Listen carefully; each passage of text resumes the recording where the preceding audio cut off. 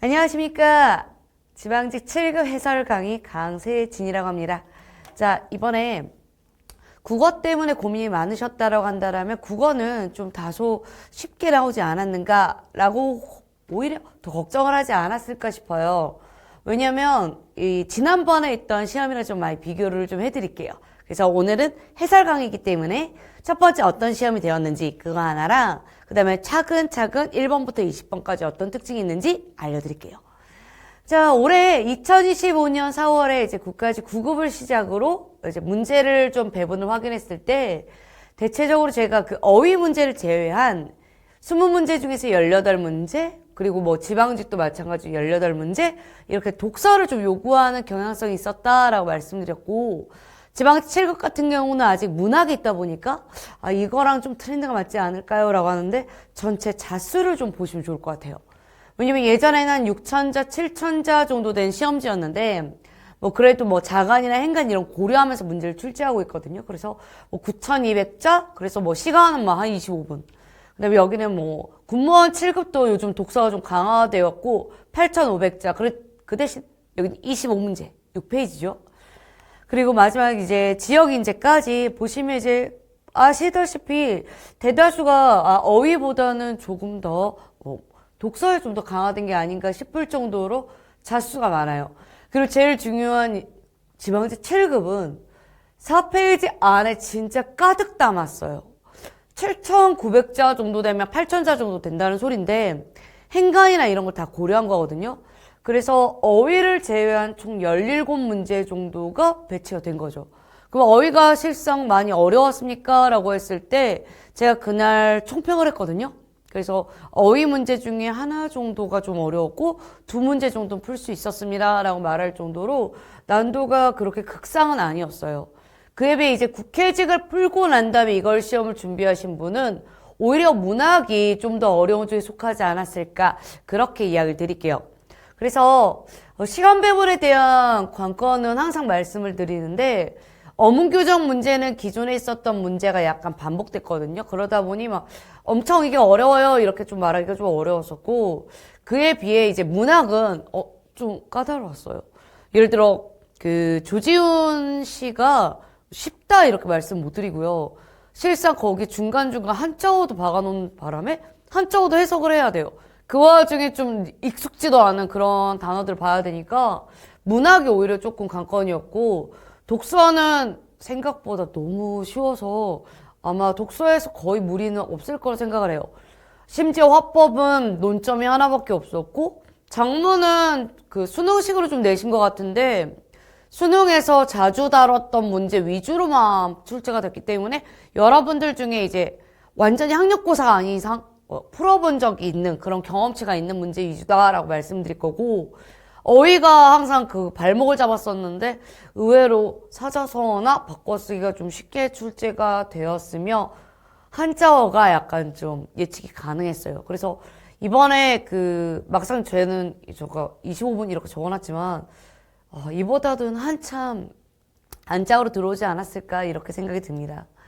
자, 그러면 좀 구체적으로 문제를 분석드리면 어문 교정에서 표준 발음법 이런 이야기가 좀 나왔뿐만 아니라 이제 사회시옷 작년에 나왔는데 또 나오고 혼동어휘 계속 나오고, 그래서 문학은 좀 한쪽으로 좀 치중하지 않을까 했는데 예측이나 역시나 똑같이 3번은 팩트 위주로, 시간은 흔한 시조 위주로, 그 다음에 현대시에서 좀 많이 힘을 실었는데 제가 말씀드렸던 거 그대로만 좀 따라갔다라면 그 앞에 있는 내용 찾고 확인하지 않았을까 싶을 정도로 난도는 이미 좀 중하라고 말씀드릴 만큼 어렵지는 않았습니다. 그리고 독서는 좀 필셋과 같이 연결해서 문제가 낼 줄 알았는데 제재나 문단 수가 너무 적은, 그리고 좀 많다 하더라도 결국에 설명 방식밖에 없는, 그러다 보니 변별이 거의 없었고요. 화법은 논증 문제가 아닌 이상 거의 변별이 안 되거든요. 그러다 보니까 이쪽도 2문제가 출제는 됐으나 좀 빠르게 캐치하신 분들은 문제를 잘 풀었을 거라 생각해요. 죄송합니다. 그나마 이제 장문에서 제가 노란 음영을 표시한 게 항상 여기서 관건이에요 이렇게 말씀드릴 만큼 좀 특이점이었는데, 장문은 지난번과 좀 다르게 좀 신유형이 좀 나왔거든요. 그래서 낯선데? 라고 했는데 막상 문제 풀어보면 아, 얘 따로 얘 따로 이렇게 확인이 되셨을 거고요.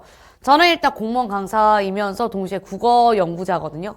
모든 시험을 통틀어 봤을 때 저 관점과 문제점이랑 조건 문제는 요즘 문제에 해당해요. 그래서 반영하려고 노력 많이 했네라는 느낌이 좀 강할 만큼 좀 신유형을 좀 고려하지 않았을까 싶어요. 근데 전반적으로 난도가 좀 낮다 보니까 100점 맞으신 분도 일단 제 학생들 중에 좀 대다수가 그렇게 나왔고, 좀 많이 틀리면 2개? 아니, 대다수는 거의 다 하나. 이렇게 이야기를 드릴 만큼 시험 난도의 변별이 좀 심하진 않았다. 이렇게 총평을 드릴 수 있을 것 같아요. 그래서 해설 강의할 때는 좀 어떤 문제인가 스타일 위주로 좀 설명을 드릴 거고요. 문제는 7급인가 아니면 7급을 앞둔 사람들을 위한 어차피 다른 문제가 어렵기 때문에 그 정도 소양까지 갖췄는가 정도의 수준인가 이런 걸 좀 고려를 했거든요. 그러면 저는 국어의 소양 정도에서 마무리가 된 거라고 저는 생각이 들어요. 그래서 1번 보시면 뭐 갑을병 나왔는데 여기 이런 문제는 이미 문제 풀이가 좀 많이 되잖아요. 그럼 갑을 제가 잠시 노란색으로 바꿀게요.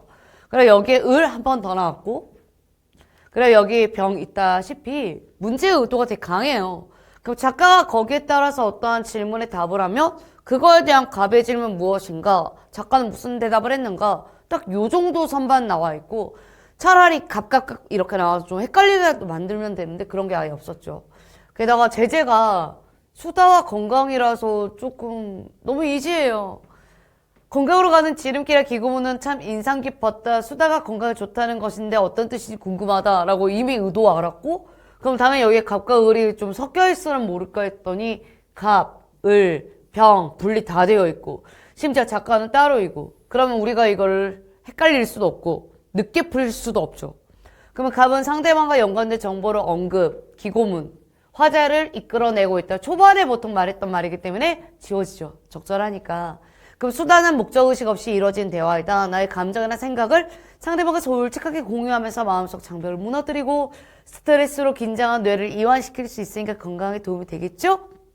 그럼 나 같으면 뭐 의문문을 통해서 어떠한 효과를 뭐 드러내고 있다, 강조내고 있다, 뭐 이런 식으로 표현을 할 텐데 다 내용이 주고 질문을 했냐고 여부만 자신의 경험 여부만 이렇게 묻고 있다 보니까 단답형으로 문제를 빨리 푸셔도 무리가 없으세요. 그리고 수다를 통해 뇌를 이완시키다 흥미롭다 반응 조금 더 구체적 다시 말해 설명을 요구했죠. 그럼 질문을 통해 상대방에게 부가적인 정보를 요청하고 있다니까 2가지가 금방 지워지고요. 스트레스는 소리 없이 우리의 뇌를 잠식, 사소한 일에도 발끈. 이런 상태에서 수다를 떨고 상대방과 정서적 공감을 나누면 긴장 뇌가 휴식을 취한대요. 너무나 문장이 꼬여있지도 않고요. 그냥 쭉 읽게 되죠. 그랬더니 을의 반응 뭐라고 나와요? 아 그렇군요. 하지만 목적이 없는 대화를 한다고 항상 뇌에 휴식을 주지는 않을 것 같은데 어떻게 생각하세요? 라고 반응은 물어봤어요. 근데 수다를 나누려면 내 마음을 터놓고 말할 수 있는 상대가 필요하고요. 보통은 나를 잘 이해해주는 가족, 친구, 대상이 되는 점. 이들과의 수다는 뭐 은밀한 내용 공유하고 상호간 깊은 신뢰를 쌓아준다고 적혀 있는데 지금 질문이 질문에 대한 답 딱 이렇게 단답형이니까 이 마지막 문제가 결코 헷갈리지 않을 것 같아요. 게다가 병이 맞아요. 저도 경험치. 엄마나 친구를 만나면 가정. 자연스럽게 수다를 떨게 되다라는 말 자체가 가정이 아니라 자기 경험치를 드러낸 것. 하지만 친한 사람들에게도 쉽게 얘기할 수 없는 경우도 있다는 뭐 케이스적인 정도. 그러면 상대방의 말에 공감하고 경험 제시 여부만 말하면 되니까 우리는 문제의 정답 몇 번? 4번 이렇게 나올 수밖에 없죠. 그럼 작가가 뭐 구체적 사례를 뭐 시각자료까지 했는가 했더니 네, 여기서 좀 벙찐 게 헛법과 장문을 풀어보면 알거든요. 이 시각자료가 페이크를 들려면 시각자료 여러 개가 나와야 돼요. 근데 시각자료 없지? 대화에서 끝났지? 이걸 누가 틀립니까? 그래서 정답 4번. 그래서 차라리 우리가 이때까지 풀었던 2023, 2024, 2020, 오히려 2024가 조금 더 난도가 있는 2015는 그거에 비해서 좀 더 난도가 내려간 그래서 제가 이번에 진짜 무난하게 85부터 시작할 것 같아요 라고 총평을 내린 거예요. 그 문법도 표준발음법이라고 했는데 자주 나왔던 생산력 이런 건 절대 틀릴 수가 없거든요. 비음화. 우리가 얘를 선생님 저는 얘랑 헷갈렸어요 이렇게 이야기를 하신다면 기출문제집 푸시는 게 정석이에요 라고 말씀드릴 거예요. 우리가 공부를 한 이유가 있을 거 아닙니까? 강릉도 마찬가지예요. 우리가 해당 이응이 있으면 리을을 니은으로 고치는 비음화는 아셔야 되는 거고요. 그래, 꽃마을 같은 경우는 치읓이 디귿으로 바뀌어져 있는 음절 끝소리 규칙에 미음 앞에서는 반드시 비음화로 드러내는 니은으로 교체되는 것 정도는 알고 가시는 게 맞아요. 그런데 이제 피셋을 공부하느라 이제 국가직 때문에 많이 바쁘시고 지방직까지 하는데 겨우 한 2개월 남짓. 그러면 둘 다 준비하는 학생에는 남는 시간이 많이 없거든요. 그러다 보니까 문제 방향성을 이렇게 튼 게 아닌가 싶기도 해요. 그래서 이쪽에 있는 문제들은 보통 초반에 있는 걸 공부하시면 문제를 충분히 풀 수 있고 얘가 정답인 이유가 밭과 일항에 관련된 문제가 따로 있어요. 만약 선생님 나는 재산이 밭이랑 논이랑 다 있다 이러면 일항이 조사인 경우가 있거든요. 그때는 구개음을 하면 돼요. 저렇게 발음을. 근데 우리가 일항을 파서 거기에 씨앗을 심었다 이러면 얘는 명사잖아요. 그러면 밭을 고 이하유 구조가 나오니까 음절 끝소리 니은 첨가 그다음 뭐 해야 됩니까?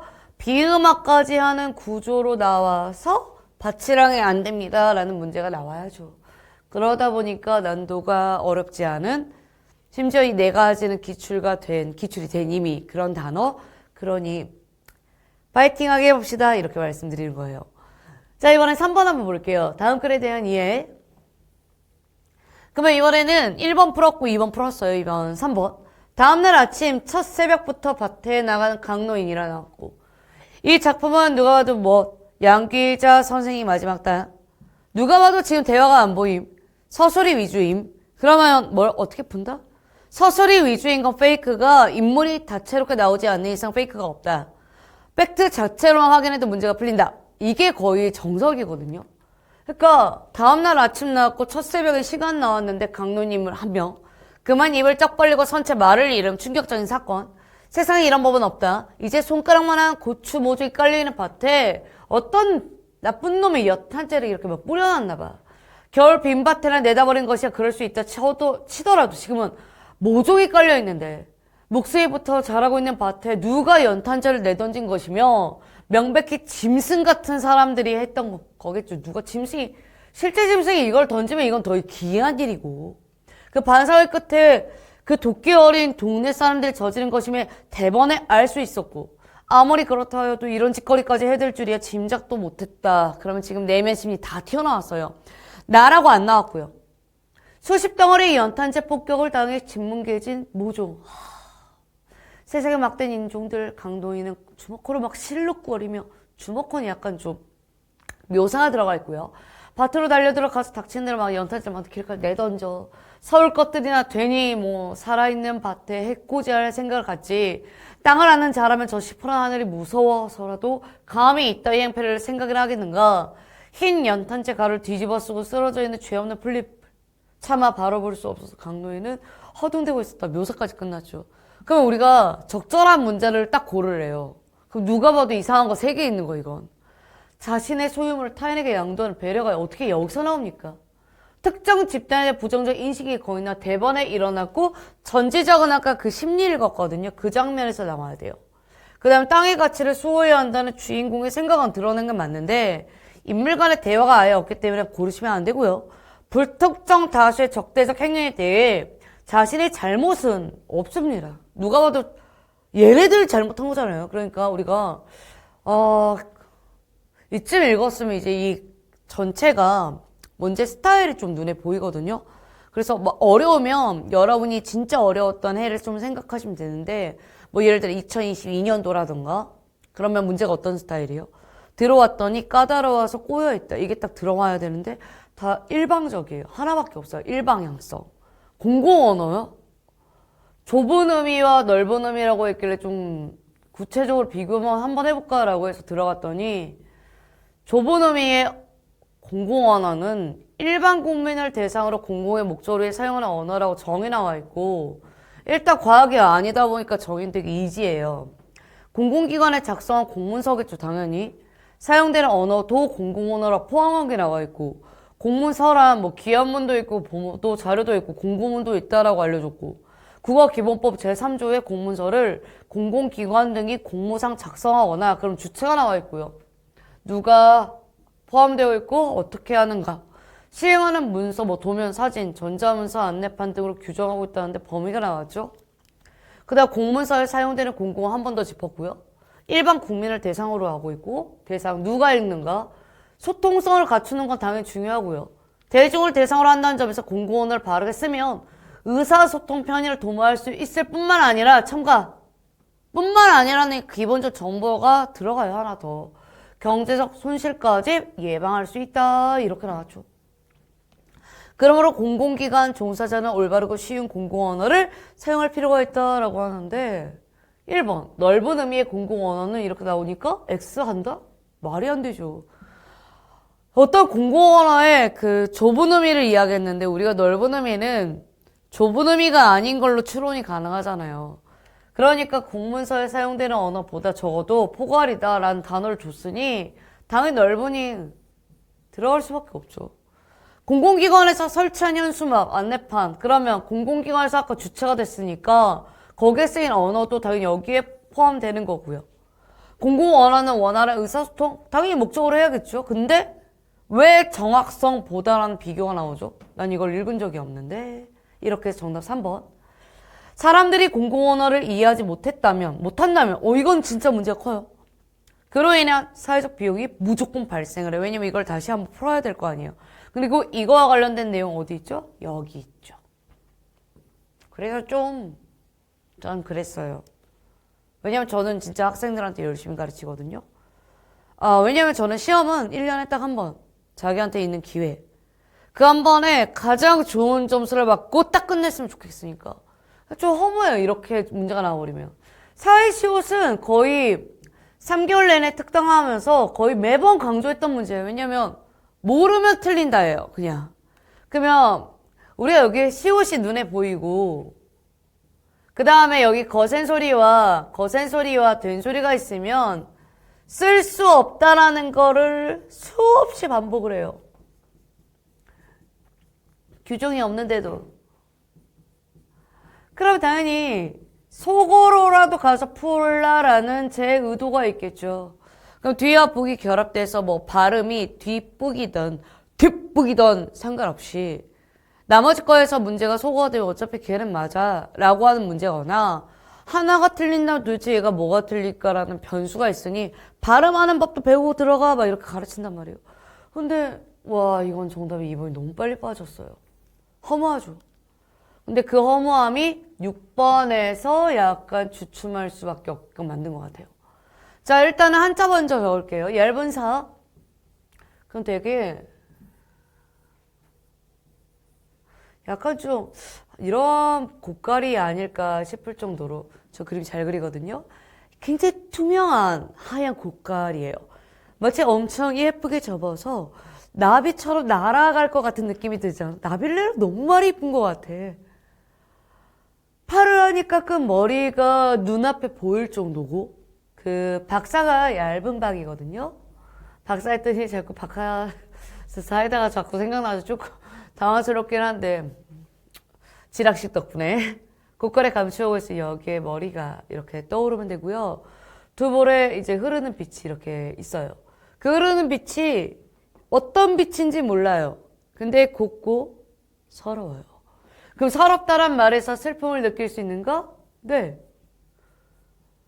국어에 어떻게 직관을 버리고 묘사의 직관을 버리고 그냥 해석을 해요. 당연히 곱고 서럽고 예쁘고 그리고 서럽고 슬프고. 그럼 이 사람이 어디에 있냐면 빈대 무대에 있어요.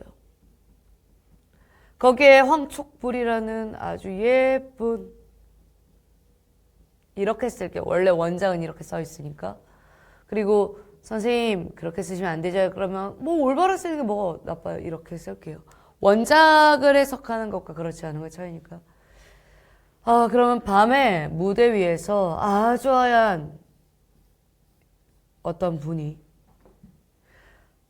불이 있고 촛불이 밤에 오동이 잎새마다 달이 진대.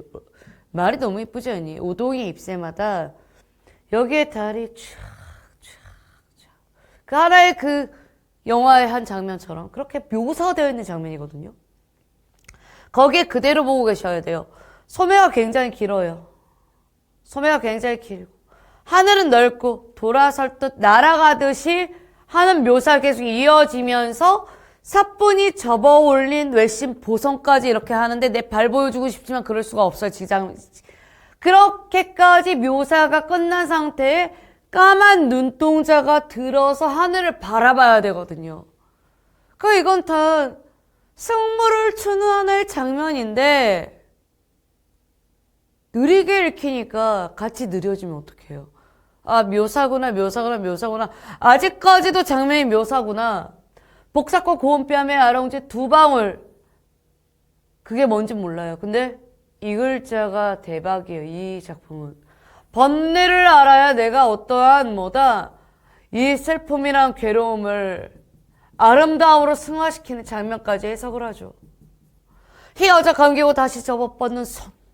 깊은 마음속 거룩한 합장 인양 인사하는 장면까지. 이 밤 깃두리가 뒤세우는 삼경 굉장히 늦은 시간. 얇은 사 한 번 더 반복. 하이한 고깔은 고이 접어서 나빌레라 이렇게 나갔어요. 그래 놓고 쌤! 사한보 율격 아니죠. 정답. 그럼 내가 이렇게 어려운 작품 일부러 낸 거 아니에요? 그러면 일단은 전통, 제재, 감각, 시어는 너무 팩트니까 지울게요. 그리고 전통과 대비되는 말은 도시예요. 그리고 이거는 작품 공부할 때 거의 팩트로 가르쳐요.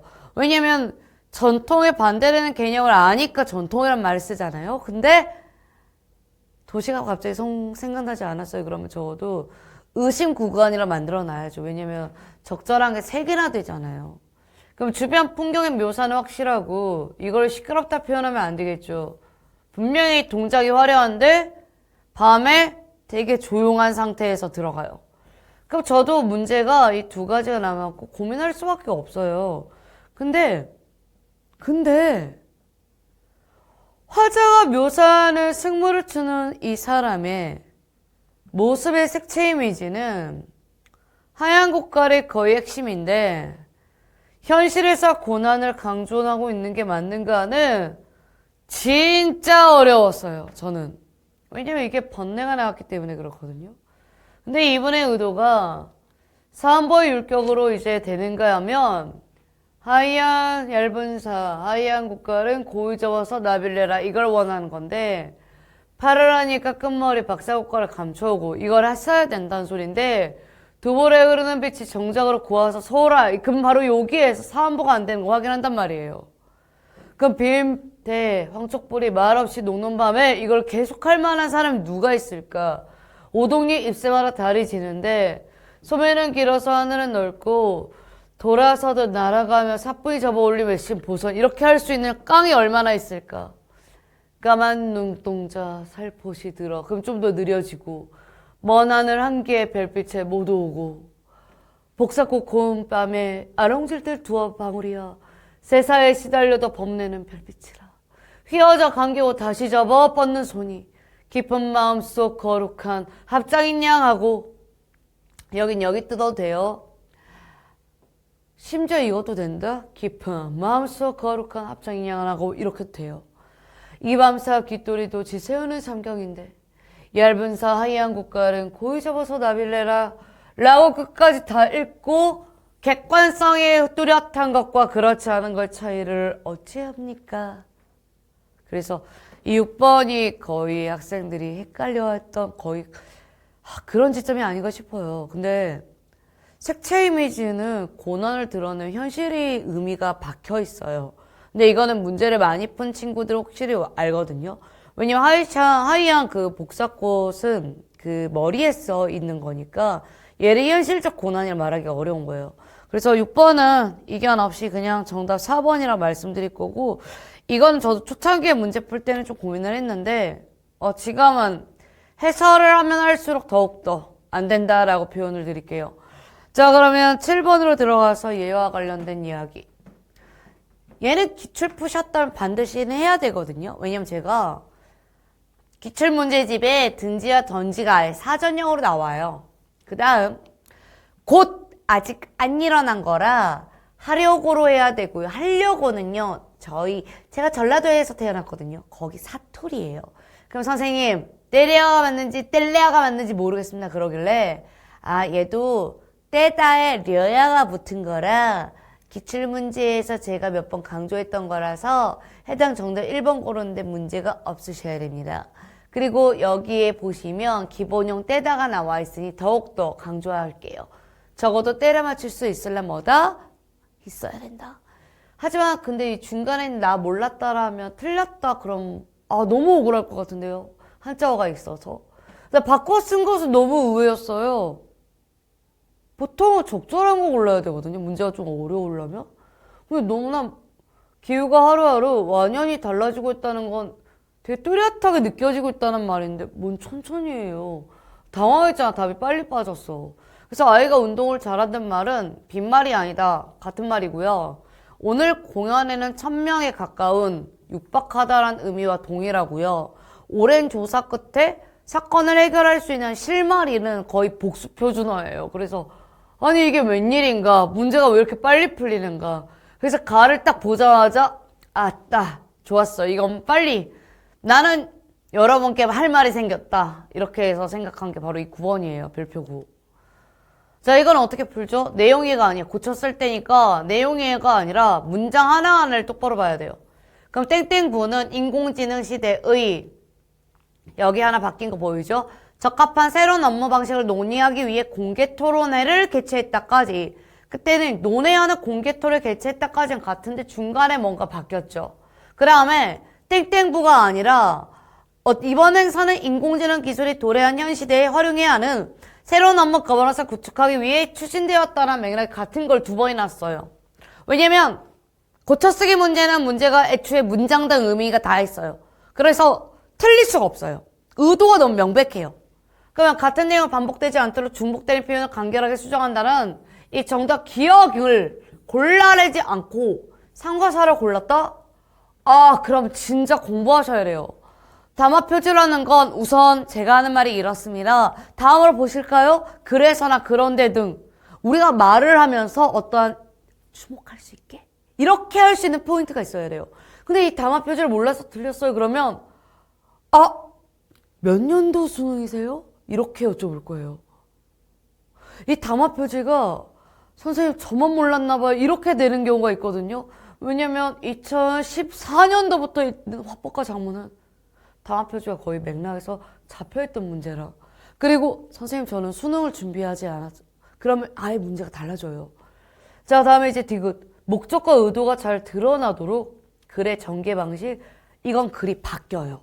이렇게 같은 맥락에 있는 순서가 동일하게 못 나와요. 그럼 우리가 그 다음 문장을 볼 거예요. 땡땡부 팀장은 일하는 방식의 혁신을 통해 똑같죠? 단순히 별표 차이점. 업무 효율성 향상에만 집중하지 않고 똑같죠? 그 다음에 행정 서비스의 질적 향상을 위해 노력하겠다고 밝혔다. 그러면 여기만 주목해야 되죠. 그러면 맥락 한번 읽으셔야 돼요. 단순 업무 효율성 향상에만? 업무가 단순해? 단순한데 왜 효율성을 따져? 그러면 독해하신 거예요. 그럼 단순을 향상하다에 꾸며야 되나? 그러면 이렇게 고치는 게 맞죠. 단순히 업무 효율성을 향상한다. 그럼 업무가 단순한 게 아니잖아요. 효율성 여부를 보는 거니까. 그러면 2가지 이상으로 해석될 수 있는 중의적인 표현을 명확하게 한다라는 이 기억과 리을만이 정답인 2번으로 가셨어야 돼요. 근데 저도 타임 쟀거든요, 이번에. 문제 풀면서. 근데 이거는 제가 수능을 가르칠 때도 항상 말한 게 시간이 어쩔 수 없이 걸리니 한 방에 끝내라. 그러니까 문장 똑바로 봐라. 비교 똑바로 해라. 진짜 강조 많이 해요. 근데 이거를 익숙하지 않은 학생이 가서 문제를 전다면 무조건 추가 1분입니다. 그래서 이 9번 문제는 이런 점에서 조금 아깝다라고 말씀드릴게요. 자, 이번엔 10번이요. 별표. 자, 언어가 지닌 사회적 의미는 객관적, 중립적. 받아들일 수 없다. 이거 첫 줄 진짜 잘 읽으셨나요? 언어의 사회성에 대한 이야기인데 모든 사회적 의미는 특수한 상황과 사회적 이익의 산물, 이익이 들어가잖아요. 이익은 권력, 이해관계 다 들어가죠. 그래야 모든 언어 활동은 정치적 행위가 된다. 예를 들어 사투리를 사용하는 모든 상황은 사투리가 지니는 사회적 의미 중 어떤 의미를 강화하고 어떤 의미를 억압할 것인가에 대한 선택이래요. 강화와 억압, 사전에서 사투리에 해당하는 표제어도 방언이랑 꼬리표. 그러니 우리나라 말에서 방송을 하는데 사투리를 되게 프리하게 쓰는 방송인을 만나기 좀 많이 어렵죠. 그러면 이 위계를 인지할 거고, 이렇듯 우리의 언어 사용은 사회적 의미를 강화하며 그러한 사회적 의미와 연관된 사회적 관점을 정당하게 해야 된다라고 적혀 있으니 빈칸을 여러 번 푸셨다면 같은 말 찾기잖아요. 그러니까 위계와 관련되어 있는 건 뭡니까? 권력 관계에서 벗어날 수 없다. 끝이에요. 근데 만약 혹시라도 다양성을 추구한다라고 하면 권력 관계와 이익 관계를 아예 고려 안 하신 거고, 언어가 지닌 본래는 애초에 언어의 사회성인 이야기를 말할 이유가 없는 거고, 언어 사용자의 정신세계를 반영하면 내 세계는 뭔데? 라고 이야기를 할 건데 말도 안 되는 거 세 가지를 이야기를 한 거지만 이거는 좀 특이점이 하나 있는 것 같아요. 왜냐면 빈칸만 유독 틀리는 학생이 있어요. 그럼 제가 같은 말 취합 못해요. 이 말 할 거거든요. 그러니까 맥락은 같고 다른 말로 적혀 있는 걸 못 하시는 거예요. 근데 이게 할 수 없다의 개념이 아니라 내가 이걸 잘하지 못하다는 개념이 아니라 고칠 수 있거든요. 항상 맥락 보시고 핵심 찾고 같은 말 찾기. 그러면 문제가 다 풀려요. 뭐 꿀팁이라고 말해야 되나? 문제 푸는 방식이에요 이건. 뭐 이건 문제 푸는 방식 뭐가 있어요? 그냥 읽어야지. 군계이라. 나는 항상 학생들한테 말하는 게 실력을 키워라. 요령 피우지 마라. 요령을 피웠다가는 뭐다? 이도저도 안 될 때가 많다. 그런데 노력하면 그건 배신하진 않아요. 여러분이 결과적으로 배신을 느낄 땐 좀 다른 요소를 생각해 보세요. 어떠한 걸 진짜 진실되게 하면 점수가 100이 나오거든요. 그쵸? 근데 내가 하나를 틀렸을 때 실수라고 표현할 때 조금 문제가 달라져요. 암기가 덜 된 건 아닐까? 실제로 내가 판단한 기준이 흐트러진 건 아닐까? 왜냐하면 정확한 판단에 의하면 정확한 답이 도출돼야지 맞거든요. 그리고 시간을 줄이지 못해서 벌어진 건 진짜 실수가 거기서 나오는 거잖아요. 그래서 나는 판단의 실수는 안 된다고 보는 거예요. 그러니까 여기에 나는 이 네 가지를 못 읽었어요. 그럼 적어도 기출도 안 하셨네요. 기출에 다 나온 단어. 장기 전에 남편을 잃은 까뚜리, 까마귀, 부엉이, 기러기, 오리 등이 청혼을 하지만 까뚜리 모두를 마다하고 호라비가 여기저기서 통원하나 옛말에 이르기를 까투리가 장기 신랑 따라감이 마땅하다라고 했으니까 동일한 종족끼리 결혼해야 되지 않느냐라고 이야기를 한 거잖아요. 그러니까 뭐 군계이랑 뛰어난 걸 이야기하고 좀 한 것도 아니고 전화의 뭐 위기가 복으로 바뀐 것도 아니잖아요. 그리고 되게 잘 보여요, 유유상종이. 왜냐하면 무리류자는 조금 단어가 흔하거든요. 그래서 이번에 얘가 변별인가라고 물어본다면 아니요, 전혀 변별 아니에요. 12번이 변별이냐? 이것도 좀 개의차가 크더라고요. 그러니까 예를 들어 12번의 가가 만응이거든요, 윤선도. 이게 진짜 기초에서 매번 나와요. 그럴 때마다 제가 무슨 말씀을 드리냐면 잔들고 혼자 앉아 먼 산 바라봤고 그리던 님이 있는데 오다 반가움이 일이 많냐? 말도 웃음도 안 하고 되게 좋아하는 거란 말이에요. 자연이 좋아요. 술잔 들고 I love 자연. 그래서 이걸 보고 선생님 저는 임금이 너무 싫어요 이 말하고 싶은 것 같아. 그러면 내가 윤선도야 그럴 리가 없어라고 이야기를 같이 하는 거거든요. 예를 들어 저는 이제 오늘 오면서 오늘 촬영하려고 지금 다 굶었어요. 치킨이 좋아 양념치킨이 좋아 했을 때 후라이드 먹을래 양념 먹을래 그러면 둘 다 좋아하거든요. 근데 오늘 양념이 후라이드보다 좀 땡겨 그러면 후라이드가 좋아 이렇게 말한 건데 후라이드를 싫어 양념이 싫어 이렇게 말한 게 아니잖아요. 그러니까 가를 딱 읽고 자연과 더불어 살아가는 위해서 속한 노래를 하는 게 임금보다 나쁜 거야 라고 말하면 다 1번 가죠. 그리고 그러면 안 돼요. 얘는 잔들고 혼자 산에서 이렇게 탁 마시면서 이거 좋아하는 건데 안 돼요, 안 돼요, 안 돼요. 그래서 이건 맞아요. 그리고 이제 나는 이건 절대 안 틀려요. 새로 짜낸 무명의 눈결같이 고왔다 예뻤다. 그랬더니 이방줄 돈이랑 황도가 뺏어간다. 개 나쁜 놈. 누전 세금 독촉이 야 누가 해석할 수 있냐? 이건 이제 우리 다 해석해야지. 우리는 왜? 세금을 내야 되니까. 사마을 증선 세곡선이 서울로 떠난다고 한다. 그럼 탐관 오리로 인해 공국에 빠진 맥성에 처지니까 이건 아무나 몰라요. 자, 다음에 이제 3번. 춘산에 눈 녹이는 바람 잠깐 불고 없다. 그러면 간데 없대. 그 봄산이야. 그럼 여기 눈이 살짝 쌓였겠지. 바람이 싹 불었어. 그래서 저걸 조금 빌려다가 이게 머리 이렇게 위에다가 싹 불리고 싶대. 그럼 여기 뭐 어떤 거야? 흰머리가 있다라는 소리잖아. 그러면 저기 밑에 해묵은 설이 이거 조금 사라지지 않을까라고 하니 늙으면 좀 없애고 싶어하는 예쁜 해약적인 미가 느껴지지.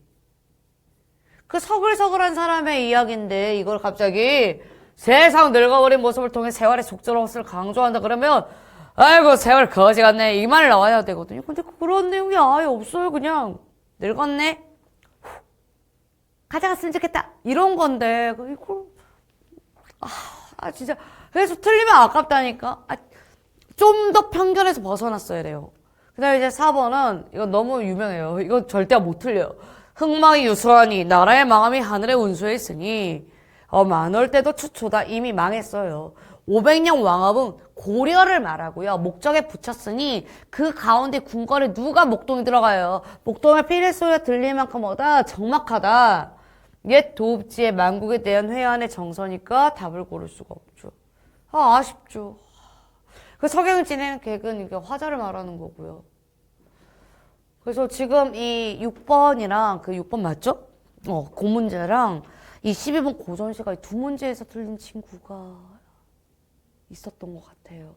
왜냐면 저도 정답률 볼 때 좀 예측하거든요. 그러니까 거의 100 이렇게 나왔으면 좋겠는데 요 녀석은 좀 정답률 달랐어요. 그리고 이제 13번을 딱 들어가면 너무나 쉬운 문제가 하나 또 나와요.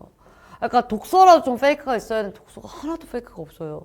중재란 분쟁에 대한 판단을 중재인의 판정에 의해 당사장 합의 총 3명 나와요.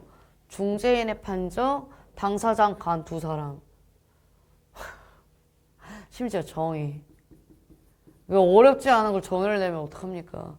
이는 소송에 비해 판정의 신속, 시간, 비용 절감, 스포츠 분야에서 일어난 분쟁도 3명 필요, 유연성은 상당한 이점을 가짐.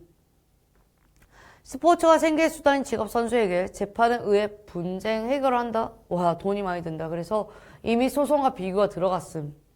시간이 많이 들어 사실상 선수로서의 삶을 포기해야 됨. 그러니까 소송은 무조건적인 선의 해결책은 아닌 거예요. 또한 스포츠 경기 관련 분쟁이 신속히 해결되지 않으면 경기 운영에 영향을 미치기 때문에 스포츠 분쟁은 중재는 이점이 있음. 중재에 대한 장점 확인. 하지만 우리나라 경우는 일단 끊음. 왜? 케이스가 나왔음. 구체성. 대개 스포츠 단체와 선수 사이에 발생할 분쟁은 정관 등에서 우선적으로 단체 내부 기관에 미쳤다. 내부 기관에서 해결하래. 그러면 해결이 되나 이게? 이러한 규정으로 인해 단체 구성원인 선수와 단체 사이의 분쟁. 이게 분쟁이라고 할 수 있겠습니까? 그럼 선수는 무조건 불리하죠. 그럼 구조적 한계까지. 그러니까 부정적인 이야기를 했죠. 그럼 반드시 우리나라에서 끝나면 한계점에서 끝난 거예요. 근데 만약 이렇게 우리나라의 스포츠 분쟁 해결의 공정성 강화를 위해 독일, 외국을 이야기를 했다라면 이 외국은 어떤 게 더 있다라는 말을 설명하기 위해서 뺀 거잖아요. 그러니까 내가 그런 경험치다라고 말한 게 이제 글이 너무 뻔해요. 뻔한 글이 나와요. 그리고 그 글 가운데서 내가 예측을 해요. 함정이 걸리지 않도록. 그건 실력이죠. 실력을 키워서 문제를 풀려고 하는 게 있겠죠. 그러면 지금 1번에 제3자가 필요하다는 말은 너무나 당연하죠. 당사자들은 당연히 필요한 거고요. 근데 뿐만 아니라 나왔으니까 오케이. 우리나라의 경우는 스포츠 단체와 선수 간 아까 있었고 분쟁 해결할 때 어떻게 할 거냐고요. 불리한 입장인데. 그리고 우리나라와 달리 해외에는 독립적인 기구가 있냐 없냐 여부가 페이크일 거니까 확인. 그 다음에 스포츠 분야에서 단체와 선수 사이에 분쟁이 발생할 때는 재판을 통해요. 재판이 안 좋다고 이야기를 했는데 그러니까 정답이 금방 빠져요. 그래서 이쯤 됐는데 그러면 이미 맞을 거리밖에 없잖아요. 2개 빼고는. 그래서 진짜 뒤에 변별이 있지 않는 이상 시간도 빨리 빠졌고 그러면 이제 그 다음은 시간 싸움이 돼요. 왜냐면 국어가 좀 문제가 어렵지 않게 돼버리면 이 시간을 번 걸 가지고 투자할 수 있는 곳이 있거든요. 그럼 얘는 어떠냐? 와, 얘는 제가 문제 처음에 발문 잘못 봐가지고 올바르지 않은 거 보자마자 바로 그냥 3번 직결했거든요. 왜? 사각지대인데 넉사자라고요? 죽어야죠. 죽어있는 각이 있기 때문에 우리가 자꾸 죽어야 되죠. 이걸 좀 강조했는데 그러니까 눈에 안 보이는 거잖아요. 그렇다가 내가 어디에서 확인했냐면 최전선인데 왜 저게 전방이 아니지 할 때 그 앞전자가 아닌 거예요. 온전할 전자지. 그래서 나 발문 잘못 읽었나 보다 했다 봤더니 옳은 거 고르라 적혀있는 거죠. 그러면 야 이제 진짜 웃긴 거거든요. 맹점은 페이크가 없어요. 왜냐면 눈안에 잘 보이지 않는 게 그 맹인할 때 맹. 눈이 먼 사람을 말할 때 그 맹자를 쓰잖아요. 근데 제가 저걸 눈을 잃었다라고 확실하게 외웠던 사람이라 의미가 정확해요. 점은 그 부분, 초점에 대한 걸 이야기를 하니까 저기에서 넘어갈 수도 없고 5점이라는 그 개념으로서 들어가다 보니까 거무력자가 들어가요.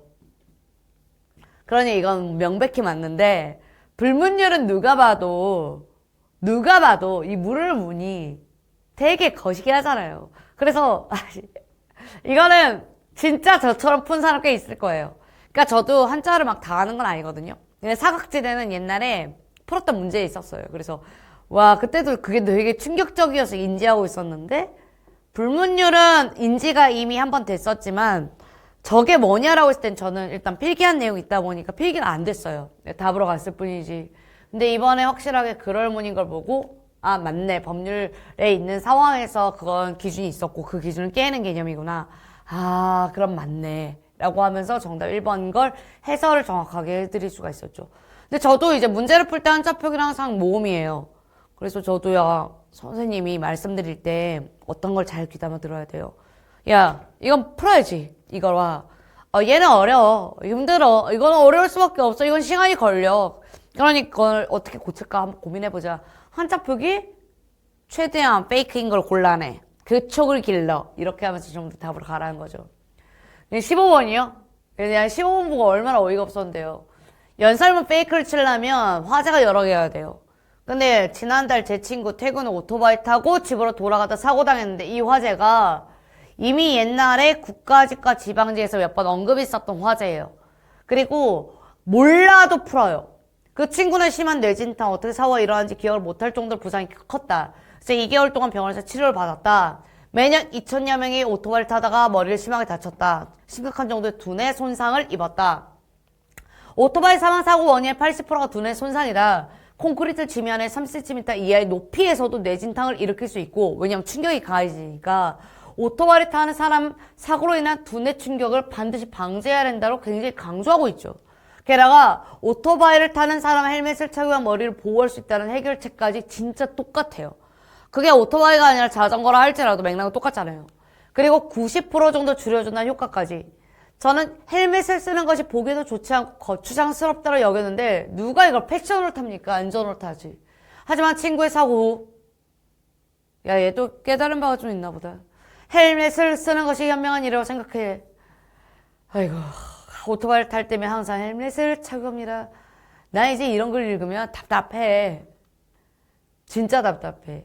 만약 오토바이를 타는 모든 사람 헬멧을 착용한다면 당연 신체에 비해 75%가량 줄일 수 있고 여러분은 오토바이가 주는 즐거움과 편리함을 당연히 안전하게 느낄 수 있고 자신의 신체를 스스로 지킨다는 것에 대한 자부심도 느낄 수 있고 스포츠 용품점에서 어쨌든 쉽게 구할 수 있으니까 해라 라는 말로 끝나요. 적절하지 않은 걸 고르래요 여기서. 그럼 누가 문제의 심각성이 없다라고 이야기를 하겠어요. 심지어 몇 프로까지 다 나왔는데. 그리고 실제 사건, 자기의 사건을 드러내서 듣는 이의 경각심을 높였는데 이걸 어찌 틀렸다고 보겠습니까? 그리고 문제 해결 방안으로 인한 혜택을 얼마나 줄일 수 있는지 알려줬고요. 내가 진짜 이거 보고 당황했다니까. 다양하게 헬멧 하나 쓰라고 했어요. 그러니까 정답 몇 번? 4번. 제가 10가지 풀고 난 다음에 잠깐 생각을 했어요. 이런 생각. 어떡하지? 애들 힘들었겠다. 해설 강의야 지금 저는 좀 나중에 찍었거든요. 왜냐면 촬영을 좀 빨리 잡고 싶었는데 촬영 날짜가 빨리 안 잡혔어요. 그래서 이게 지나가면서 애들이랑 좀 이야기도 나누게 되었고, 그런 과정에서 느꼈던 건 국어는 일단 문제가 안 되었지만 변별이란 게 있잖아요. 변별, 강화된 것. 근데 국어가 좀 강점이었던 친구한테는 이게 오히려 정말 힘들었겠다 이런 생각이 들었죠. 만약에 제가 너무너무나 많은 학생이 시험 치는데 너무너무나 많은 걸 뽑는다면, 많은 사람을 뽑는다면 걱정을 안 해요. 애초에 잘 갈 거야 이렇게. 그런데 그런 게 아니니까 왜 변별이 이것밖에 안 되니 이런 말을 하죠. 이건 더 심해요. 꿈에 갑자기 김씨의 딸이 조신에게 다가와요. 인물 2명. 조신을 사모했대요. 잊지 못했대. 고백을 해. 누가? 김씨 딸이. 조신을 막 기뻐해. 여인과 함께 고향을 돌아가 부부가 돼서 40년간 살아. 자식은 5명이야. 근데 가난해져. 식구들을 이끌고 국어래. 근데 15살 된 큰아들이 굶어 죽어. 길가에 묻게 돼. 미쳐버려. 환장해. 또 10살 된 딸이 부모를 대신해 국어를 하러 다녀. 걔에게 물려 죽어. 엄마 미쳐. 환장해. 근데 이게 글자가 너무 단답이니까 헷갈릴 게 없어요. 그리고 각기 아이를 둘씩 나눠 데리고 헤어졌대. 그럼 나는 여기서 약간 좀 고민했거든요. 애기가, 이거는 나중에 생각한 거예요. 5을 뒀는데, 한 명이 죽었고, 물렸구나. 안 죽었구나. 나 여기까지 생각한 다음에, 둘씩 나눴는데, 얘는 누가 될 것 같지? 이 고민까지. 그건 잡생각. 너무 어이가 없어서 내가 이런 잡생각도 했다니까요.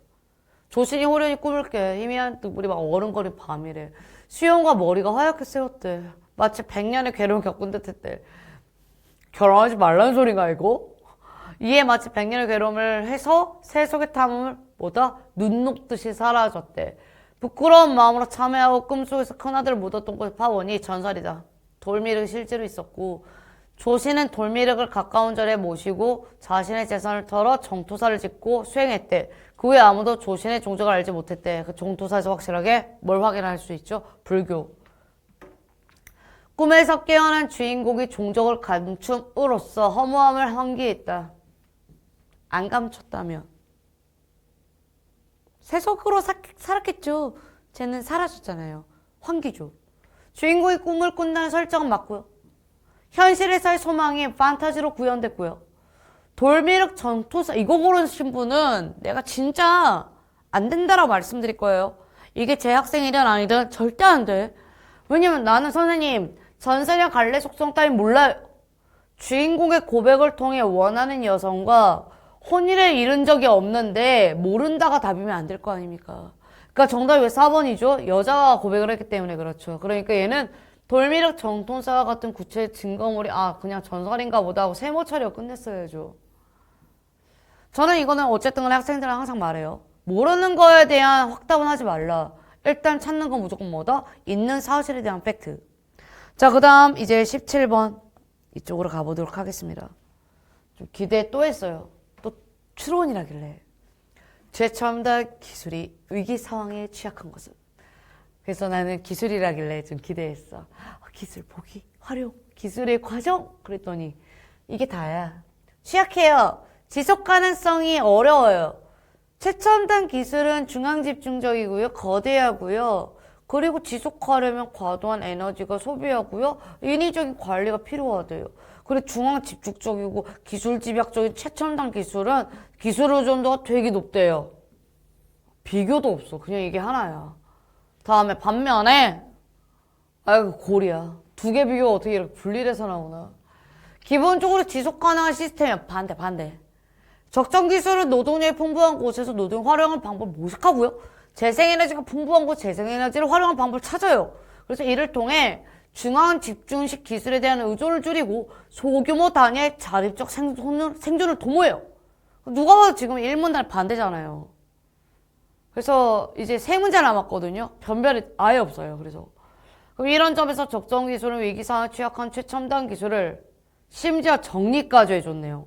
기술로서 그 유용성이 주목받고 있고 현대사회 각종 위기에 대한 해결 방안으로 그 필요성이 강조되고 있다. 적절한 거. 그러니 최첨단 기술은 지역의 개별 조건 고려하며 개발한다란 말이 아예 안 되는 거고 최첨단 기술 시스템 유지와 관리에 어려움이 있다가 논팩트예요. 그 다음 적정 기술은 위기상황에 취약할 수가 없고요. 적정 기술은 여러 자의 집중과 다양한 주체의 개입이 필요하다고 이야기를 했는데 왜 이렇게 여러 개가 필요해요? 그랬으면 의존도에 대한 이야기를 했을 때 긍정적인 면을 말할 수가 없잖아요. 소규모 단위. 17번은 그러다 보니까 문제 풀다가 3문제밖에 없는 거 확인하고 난 다음에 솔직히 겉모습만 봤을 때 좀 기대했거든요. 18은 그래도 네문 단위라 있고 19번 문다 보기라도 있고 그러니까 적어도 여기에 변별이라는 게 존재했으면 좋겠다. 근데 17번, 18번, 19번, 20번 어느 것도 변별이 되지 못해요.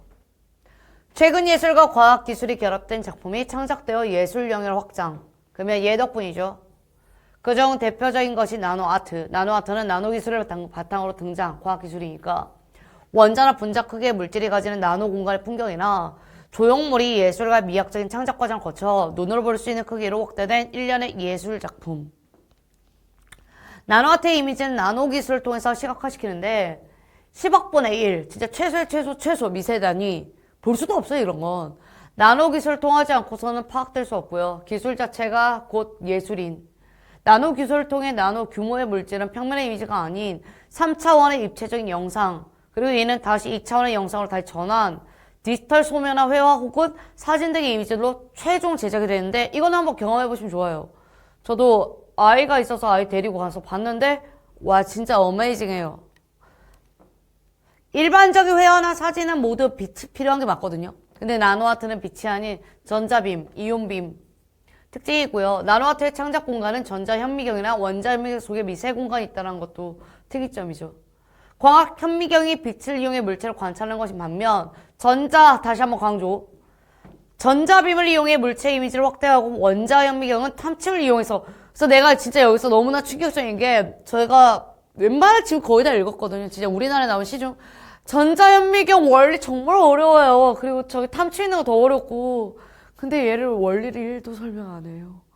진짜 내가 국어를 이건 안 가르쳐도 풀어요.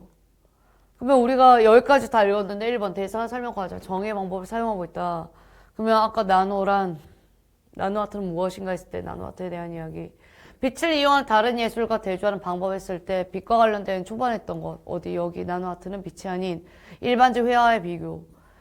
예술과 과학기술이 결합된 나노아트에 해당한 예를 어디서 얘가 아무리 봐도 여기 1문 다 나노아트에 대한 이야기 해당 나노기술이 얼마나 중요한지 이야기 그 다음에 3번 다 나노아트가 어떤가 차이점에 대한 이야기 예시가 아예 없어요. 나노기술을 통해 나노규모의 물질이 이미지를 관련되어 있는 과정이 기술되어 있으니까 정답 3번인데 과정의 유무만 묻는다는 건 아주 쉬운 문제에서나 할 수 있는 선지죠. 억울하고 어떤 것도 억울한지 아십니까? 문제가 이렇게 변별이 없어버리면 우리가 국어를 위해서 비용도 들잖아요. 시간도 들고 그 두 가지가 아까워지게 돼요.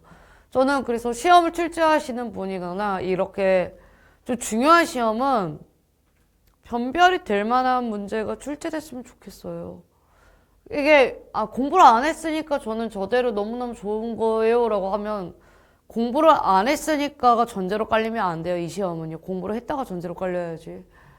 그럼 요게 조건은 좀 새롭긴 한데 이건 최근에 좀 나온 문제 유형이거든요. 그러니까 주장의 부분적인 인정성 하나와 주장에서 언급한 효과의 부작용을 제기를 하고 반대하는 입장 총 3가지 조건을 그 가까운 문장에 적절하게 잘 배치되어 있는 걸 잘 골라라. 그러면 이거는 사실상 헷갈릴 만한 글자들을 놔야 돼요. 그래서 시간을 좀 쓰게 만드는. 채용 면접 시 인공지능 면접관을 이제 도입을 해야 된다라고 했고 논제. 주장은 인공지능 면접은 기업의 채용 프로그램에 접속해 모니터 속 인공지능 면접관과 대화하는 방식인 일단 과정 먼저 설명을 해줬어요. 그 다음에 우리가 이건 알려줘야죠. 어떠한 과정인지. 그러면 프로그램 족속한 다음에 모니터 속에서 이제 바라보면서 대화를 하겠죠, 토킹. 그럼 기업은 효율성이나 속도에서 굉장히 만족할 수밖에 없는 게 면접 자체가 굉장히 비효율적인 건 맞아요. 왜냐면 사람과 사람 대의 이야기니까. 그럼 응시자는 공정성을 기대할 수 있다는 점에서 긍정적이라고 하죠. 왜냐면 동시에 다발적으로 특정한 질문이 감정선이 없는. 왜냐면 우리가 면접 봐보시면 아는 게 어떤 특정 면접은 면접관이 굉장히 까다롭게 질문할 때가 있고 어떤 면접은 좀 쉽게 훌렁훌렁 이런 면접도 있단 말이에요. 근데 저 같은 경우도 이제 면접 딱 들어갔으면 전 질문이 아예 없을 때도 있어요. 되게 슬퍼요. 질문 없으면. 왜냐면 이미 서류에서 걸렀거나 면접까지는 일단 기회는 줘보자. 어떤 관상을 갖고 있는가 이런 것도 보겠다는 소리니 슬프죠. 그러면 인공지능에 대해서 장점이라고 한다면 그런 반대급부에 의한 것들 때문에 얘가 오히려 더 부각돼서 보여줄 수도 있는 거예요. 근데 우리가 이걸 읽을 때 주장에 맞춰서 읽어야 되니 객관적인 정보 하나, 그 다음 두 번째 기업의 입장 하나, 우리의 입장도 생각해야 될 거 아닙니까? 그러면 인공지능은 업무 처리 능력을 평가하는 까다로운 질문을 던질 뿐만 아니라 응시자 맥박, 눈동자, 표정 분석하고 점수를 매기 때문에 정확도가 높다는 장점을 다 깔 준비는 해야죠. 그냥 막상 이 사람이 진짜 그걸 다 볼 수 있어요? 인공지능이 이렇게 본격적으로 들어가줘야 되는 게 반론을 할 준비 자세예요. 그러면 포함관계를 인지한다니까. 그러면 우리가 1번부터 볼 건데 인공지능 면접은 면접 진행 속도가 빠르다 장점. 그러나 인공지능 면접 시스템 개발에는 많은 시간이 소요된다. 무슨 말이에요? 지금 일단 면접 봐야 되는데. 그러니까 논점에서 어긋난 걸 일단 지운다예요. 2번 인공지능 면접 평가 오류는 시스템 보안으로 개선하더라도 면접의 결과를 번복할 수 없다. 이거 결과에 대한 판단을 뭐 어쩌라는 겁니까? 애초에 그냥 인공지능 면접에 대한 뭐죠? 1번은 인정을 하되 부작용을 이야기해야 될 거 아니에요. 그럼 기술적 보완이 가능하더라도 공정성을 기대하기 어려운 것이다. 그 작용에 대해서 이야기를 할 때 이런 말을 적절성이 어긋나죠. 부분 인정과 거기에 대한 효과의 부작용 두 가지가 언급되어 있어야 되는데 그러면 인공지능 면접이 평가의 정확도는 높을 수 있지만 겁나 장점이네요. 그 과정에서 출신지와 연령대 응시자의 신성 기록이 인공지능 노출되기 때문에 면접 이런 반대는 효과의 부작용이라고 이야기하기 좀 어렵죠. 왜냐면 언급된 게 아니잖아요. 자, 효율적이라고 할 수 있는데 그러나 바로 반론. 인공지능 면접관이 응시자의 답변 신호를 오인, 부작용. 인공지능 면접에 참석할 수 없다. 반대까지 나와야죠. 그러니까 정답이 4번인데 답을 확인하는 순간 진짜 깜짝 놀랐어요. 원래는 반대 입장 계속 고수하고 두 가지에 대한 효과가 나왔으면 그 두 가지를 이야기한 다음에 맥락이 안 맞게 해야 되거든요. 원래 페이크는. 페이크가 없어요. 그래서 와 여기까지구나. 여기까지도 없구나. 그럼 진짜 이거는 제가 처음 총표 썼을 때는 90점까지 생각해야 된다라고 이야기하기도 어려웠어요. 그래서 제가 이거는 좀 객관적 총평 쓰자라고 했을 때 85점까지는 무난히 받겠습니다. 이렇게 말씀드린 거죠. 실제로는 100개 싸움이 아닐까 싶을 정도로 무난한 문제 위주. 심지어 이제 마지막 문제거든요. 얘조차 그렇습니다. 자, 마지막 문제 할게요. 그래서 해설 강의가 그렇게 안 길어요. 왜냐면 어려운 게 없다 보니까 벌어진 일이니 마지막까지 좀 최선을 다해서 들어주세요. 자, 논증을 논쟁하는 사람들의 호전적인 태도. 자신의 주장을 받아들이도록 청중을 강압하고자 하는 욕망이라 정의하지 않는다. 이게 일단 1번. 싸우지 마세요. 자, 오히려 논증은 얘가 이제 범위. 첫째, 해결 방식에 서로 동의하지 않는 문제를 둘 이상 사람들과 함께 풀려고 한다는 것. 둘째, 각각의 해법을 뒷받침한 이유와 근거를 교환하고 상대방이 제시하는 질문, 반대의 대안에 대한 대답을 하고 그걸 잘 듣게 만드는 것. 그러니 뭐 내가 봐도 얘가 잘했으면 이걸 지지해줘야죠. 싸우는 게 아니니까. 논증은 단지 불일치를 해소하기 위한 것은 아니다. 좋은 논증은 문제를 깊이 탐구하고 믿음을 설명하도록 말해주고 서로 동의하지 못하더라도 논증을 하면서 상대방을 이해할 수 있지 않은가. 그러니까 뭐 단지 너와 나의 차이가 있으니 이걸 해결하자 말자 이쪽이 아니라고요. 이 관점에 따라서 나가 지적한 문제점을 이제 평가할 거예요. 그러면 우리가 토론을 볼 때 테이블 위에서 벌어진 싸움을 보는 것 같을 때가 많은데 토론자들은 상대와 입을 다물게 하는데 온 힘을 기울이는 것 같고 토론의 풍경은 우리가 사용하는 어휘들 때문에 한층 더 쌀벌해지고 지금 싸우고 앉아있죠. 상대방을 공격하고 주장을 밀어붙이고 반격하고 방어하고 논쟁을 이걸 읽어야 되나? argument? 죄송해요. 강세가 어딘지 모르겠어. 논쟁으로 번격되기도 하는데 논쟁은 서로 견해를 다투다는 뜻이다 보니까 우리가 쓰는 말 자체가 약간 싸움을 투쟁을 이렇게 일으키는 것 같죠. 그리고 끝났어요. 내가 와우 와 이걸 가해 관점에서 내가 지적한 문제점 평가한다고? 좋았어. 문제 해결 시 문제 다각도 없어. 주제의 관찰은 상대방을 이야기하는 데에서부터 시작하는 것이 바람직한데 이해시키는 거라고? 일단 세모. 왜냐면 저 변수가 없었어요. 반격하는 자세보다 주장에 대한 이유나 근거를 따져보는 행동이 바람직하다. 오케이. 그 다음에 해동 내용. 자, 차분한 어조로 조용히 말하는 것이 논리를 신속하게 전달할 바람직한 이렇게 X가 두 개가 나온 거예요. 이게 제가 처음에 풀었던 그 상황이에요. 그래서 이제 다시 한번 고민했죠. 아, 맞네. 다각도 이렇게 들어갔다고요. 왜죠? 해당 문제 해결할 때 두 가지 태도가 있죠. 찬성과 반성. 그 다음에 1번 고른 학생들 이거 하나 봤어야 돼요. 그 다음에 이게 가의 관점이었단 말이에요. 그러면 가가 뭐라고 했냐면 이 해결 방식에 대해서 둘 이상의 사람들이 함께 풀려고 했다니까 적절한 것. 계속.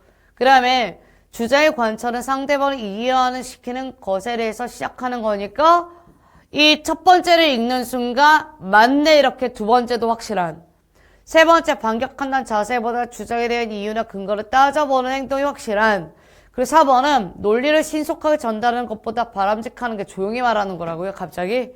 그러니 해당 어조에 대한 태도는 언급한 적이 없음. 그러다면 정답 몇 번? 4번 이렇게 가서 마무리까지 확실하게. 그러면 우리가 문제라는 거 풀 때 실수는 어떻게 일어난다? 그래요. 빠른 판단이요. 저도 20번은 제 실수를 하나 공유해드리고 싶어가지고 지금 똑같이 풀었거든요. 그래서 마지막까지 좀 들어달라고 했는데 들어줬나 모르겠네요. 20번은 문제가 끝났어요. 그러다 보니까 저도 집중이 같이 하락하거든요. 근데 2번과 3번이 너무나 적절하다 보니까 적절하지 않은 걸 확인했고 4번이 너무 적절하지 않은 거 내용이 나오다 보니까 왜 1번을 내가 X를 쳤지? 라는 의문이 낸 거예요. 그래서 다시 보니 2명 이상을 다각도라고 봐도 무난했구나. 치환의 문제. 그래서 그런 점 다시 한번 짚고 저는 그날 또 반성을 했고 다음번에 문제 풀 때 다각도 나오면 찬반 나왔을 때 포함관계로 넣어요. 그런 거랍니다. 그래서 해설 강의라는 건 약간 그날 뭐 트렌드 뭐 어떻게 준비해야 됩니까? 이런 걸 설명하는 그런 시간이 맞는데 이 정도 수준과 작년의 수준 정도로 나올 정도의 지방 7급은 내년에도 국어 준비는 한 달이어도 충분하지 않을까. 이런 이야기를 드리면 참 놀랍죠? 그리고 어무 교정 힘들다고 해서 도망가실 때 제가 뭐라고 말씀드리냐면 나올 것 같은데 공부하시죠. 95와 100이 되게 클 것 같습니다. 라고도 이야기를 드려요. 그래서 앞으로 준비할 학생들은 이제 한 번 남았어요. 그리고 그 기회를 만약에 확실하게 얻고 싶다면 어문 교정이라도 공부를 파이팅하게 했으면 좋겠고 문학을 선별하는 기준은 좀 명확했으면 좋겠습니다. 그러면 저는 이상으로 지방대 7급 해설을 마무리하려고 해요. 그래서 저는 또 수업을 또 열심히 준비할 테니까 내년에 또 기회를 주신다면 전 또 열심히 가르칠 의향이 있습니다. 그래서 혹시 문학 못하겠다 그러면 오세요. 열심히 가르쳐 드릴게요. 그 대신 여러분이 해야 될 일 뭐다? 정확한 판단력을 내리는 기준을 습득하는 거. 그것이면 충분합니다. 그럼 저는 다음번 해설 강의 때 또 뵙도록 할게요. 이상으로 인사 마치겠습니다. 감사합니다.